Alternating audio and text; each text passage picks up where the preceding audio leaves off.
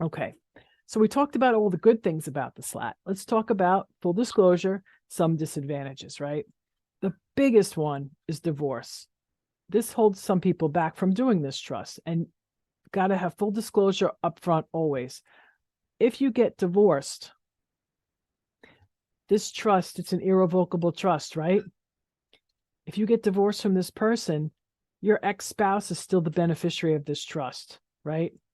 Now, there's one way out of that. You can draft and have a floating spouse, which basically says, my spouse is Stephanie Keating so long as we're married. Now, good luck. Sometimes your spouse sees that, they get a little upset, so that might not work. But if they allow it, what happens with the floating spouse is that then they're treated as if they predecease if there's a death, and then it goes to your spouse.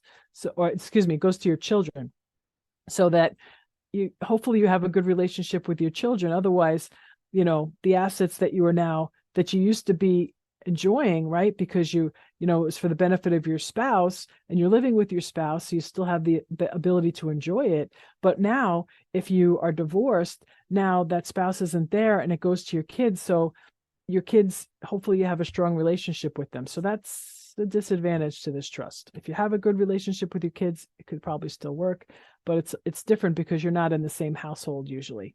Usually they're in their own household. The other disadvantage is, as I mentioned, carryover basis, the tax basis.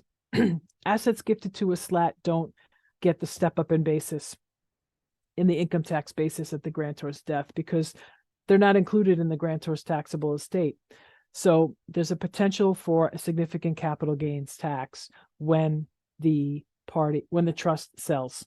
However, the reason you say that's okay is because the maximum tax for capital gains is 20%. If this had been still in the estate, as we mentioned, currently the highest estate tax is 40%. So the math works and it's better. Plus all the appreciation is out. So the lesser of the two evils is the capital gains tax.